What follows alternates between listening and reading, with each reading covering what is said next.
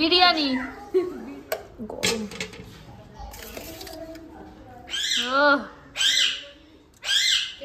ভালো টেস্ট, একটু লবণ লাগে। Hello everyone, welcome back to my channel Koyel blogs. আশা করছি তোমরা সকলে ভালো আছেন। আমিও কিন্তু অনেক অনেক ভালো আছি। চলে এলাম অনেক দিন পর। তোমরা সকলেই হয়তো জানো আমার ফোনটা নষ্ট হয়ে গেছিলো, তাই আর ব্লগ দিতে পারছিলাম না।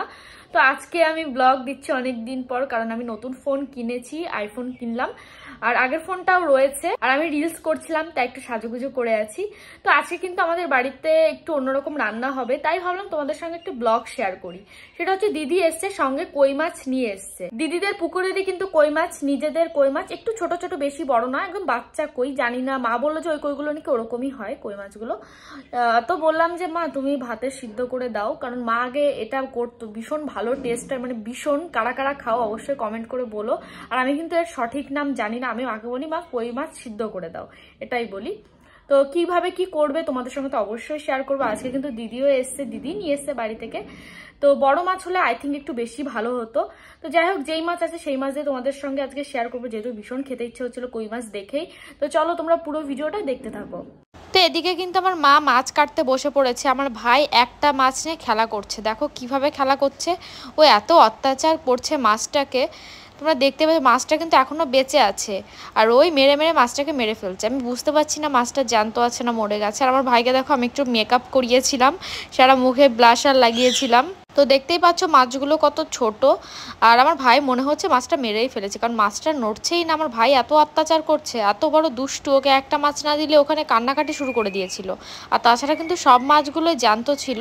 এদিকে তো মাছ কাটা পরিষ্কার হয়ে গেছে। মা এখানে মশলা করার জন্য পেঁয়াজ, লঙ্কা আর যা যা লাগে সবকিছুই কেটে নিচ্ছিল। পেঁয়াজ তো কাটা হয়ে গেছে, লঙ্কাও কাটা হয়ে গেছে, আর জানি না কি কি দেবে, মাই জানে।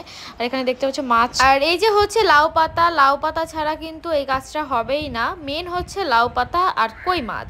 তো দেখতে পাচ্ছি সবকিছু কিন্তু মোটামুটি হয়ে গেছে। আর এখন মা কিন্তু লাউ পাতা ছাড়াবে। আর সবকিছু আনা হয়েছে কিন্তু দিদি বাড়ি থেকে, দিদি নিয়ে এসছে লাউ পাতা। আমাদের বাড়িতে লাউ পাতা নেই, এটা লাউ পাতা তো, আই থিঙ্ক লাউ পাতাই হবে। আর এখন মা কিন্তু এক একটা করে পাতা ভালো করে পরিষ্কার করে নেবে, দেখে পোকা আছে কিনা, পাতাতেও অনেক সময় পোকা থাকে। আর তোমরা কে কে এইভাবে খেয়েছো অবশ্যই কিন্তু কমেন্ট করে বলো, আর কেমন লাগে সেটাও বলো। আমার তো ভীষণ ভীষণ ভালো লাগে, আমাদের বাড়ির প্রত্যেকের ভীষণ ভালো লাগে, সত্যি অনেক ভালো টেস্ট হয়। তো এখানে লাউ পাতা তো ভালো করে পরিষ্কার করে এই যে ধুয়ে নিচ্ছে আমার মা। এরপরেই হচ্ছে আসল কাজ শুরু। আর এদিকে যা যা মশলা করতে হবে, মা মিক্সিতে এখানে সব মশলা করে নিচ্ছে, একদম কোনো চাপই নেই। তোমাদেরকে দেখাতে পারলাম না কি কি মশলা দিয়ে এখানে এই মিক্সারটা করছে। আর এখানে মশলা তো করা হয়ে গেছে, আর মা দেখো এখানে কত সুন্দর করে সবকিছু সাজিয়ে নিচ্ছে। আর আমার ভাই আমার মার পাশে এসে বসেছে। আমার ভাই কিন্তু এরকম, আমরা যখনই কোনো কাজ করি বা কিছু করি, আমার ভাই কিন্তু সবসময় আমাদের সঙ্গেই থাকে। আর দেখো মা মাছটা কত সুন্দর করে মশলার মধ্যে দিয়ে সাজিয়ে নিচ্ছে। মাছটা বেশি বড় হলে ভালো লাগতো, এত ছোট মাছ জানি না কেমন লাগবে। ফার্স্ট টাইম ছোট মাছ খাচ্ছি, আগে যতবারই খেয়েছি বড় মাছই খেয়েছি, মানে বড় কই। তো এখানে সুন্দর করে মা এখন সবকিছু সাজিয়ে নেবে। তো দেখতে পাচ্ছ কিভাবে নিচ্ছে। এই লাউ পাতাটা দিয়ে কিন্তু পুরো মাছটা আর কি ঢেকে দেয়, যাতে কোনো মশলা না বেরিয়ে যায়, কত সুন্দর করে। এরপরে আরও আর একটা লাউ পাতা দিয়ে পুরোটা দিয়ে দেবে, যাতে কোনো দিক থেকে মশলা না বেরিয়ে যায়। তারপরে কিন্তু সুতো দিয়ে এটা ভালো করে পেঁচিয়ে দেবে।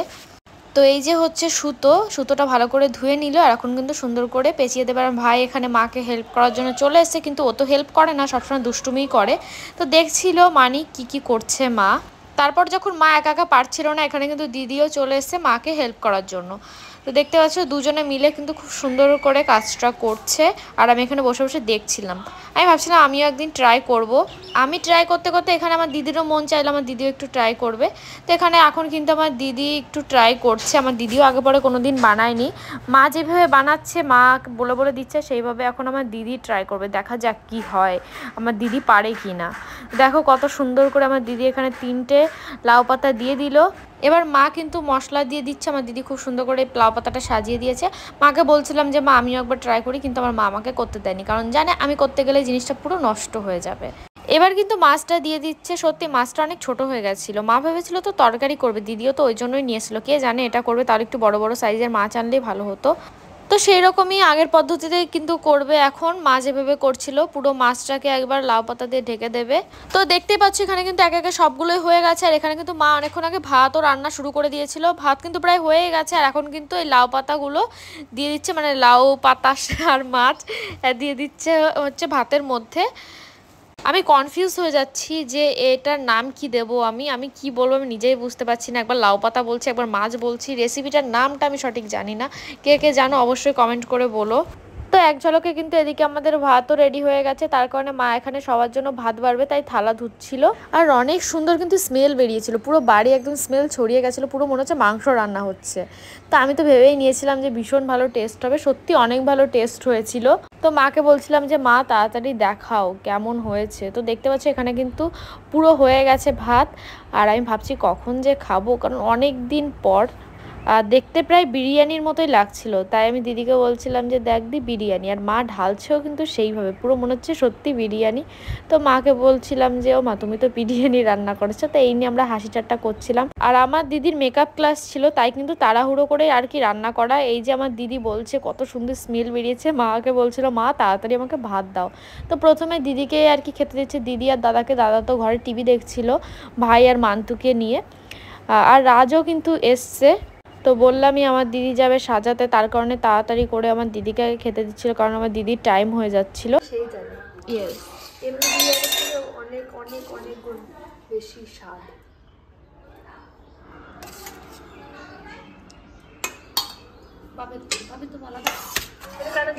দারুণ লাগছে এখানে দেখতে। আমারটা হ্যাঁ আমারটা। আমার দিদি যাবে এসে সাজাতে যাবে। কে আনবক্সিং করবে? দিদি করুক। এখানে আমার দিদি আনবক্সিং করছে। কে আনবক্সিং করবে? আমার দুটো মাছ তো আমার ভাগে পড়ছে।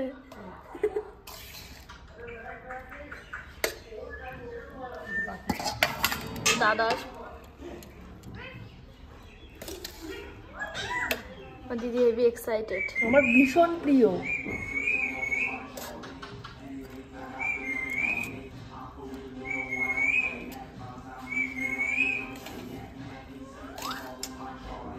ছাড়াতেই পাচ্ছে না গরম। ও মা তো ছাড়াই দাও তো।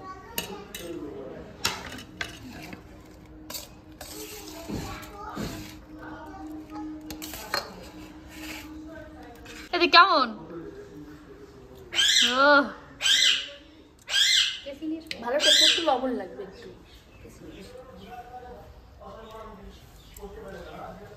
তো এদিকে কিন্তু মা এখন সবগুলো সুতো ছাড়িয়ে দিচ্ছিল, হাত দিয়ে পারছিল না, তাই কিন্তু এটা দিয়েই ছাড়াচ্ছিল। আর লাউ পাতার কারণে কিন্তু ভাতগুলো কেমন হলুদ হলুদ হয়ে গেছিল এখানে। তো এদিকে কিন্তু রাজও চলে এসছে। আসার পরে এই যে ঘরে বসেছিল, তো ও আমার উপর একটু রাগ করেছিল। তাই দেখো দেখছে কিভাবে আমাকে, রেগে গেলে একদম কথাই বলে না, আমাকে পাত্তাই দেয় না রেগে গেলে। মানে সুন্দর মানুষ তো বেশি অ্যাটিটিউড, যাই হোক। তো এখানে তাকিয়েও কথা বলছে না। তো কি করব, কারোর রাগ দেখে তো লাভ নেই। আমার খিদে পেয়ে গেছিলো, তাই আমি কিন্তু এখানে ভাত নিয়ে চলে এসেছি। আর এখন কিন্তু আমি খাবো। রাগ পরের কথা, আগে খেয়ে নিই, তারপরে রাগ যা আছে পরে দেখবো। অনেকে ফেলেও দেয়। কে ফেলে দেয়? বাপিদা। বাপিদা ফেলে দেয়, তাই পূজা বলছে। তার টেস্ট করি। হ্যাঁ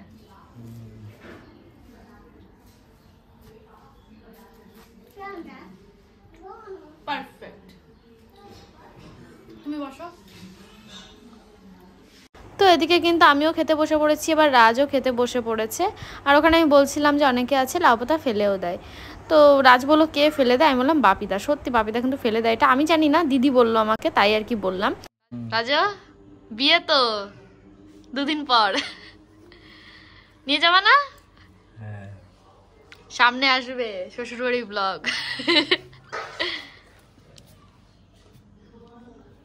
আর ভাই কি খাচ্ছ? কি খাচ্ছ? বলে তেক।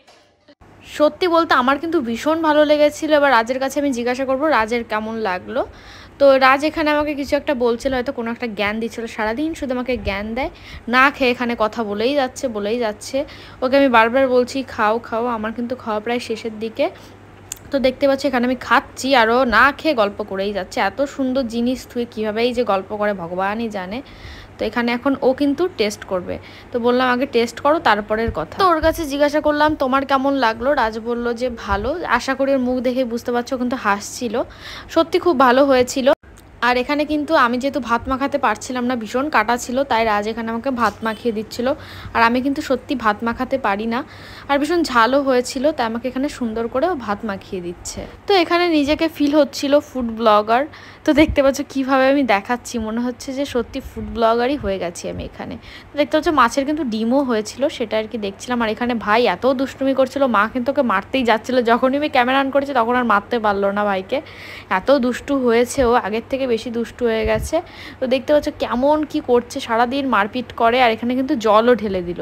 যে আমাদের বাড়িতে থাকবে সেই জানে আমার ভাই কতটা দুষ্টু। ফোনে তো মনে হয় যে কত শান্ত কত ভদ্র, ও যে সারাদিন কি করে ভগবানই জানে, কেউ ওকে সামলাতে পারে না। দেখতে পাচ্ছ এখানে বাদরের মতো ঝুলে পড়েছে। তো যাই হোক ভিডিওটা এখানে শেষ করছি, কেমন লাগলো কমেন্ট করে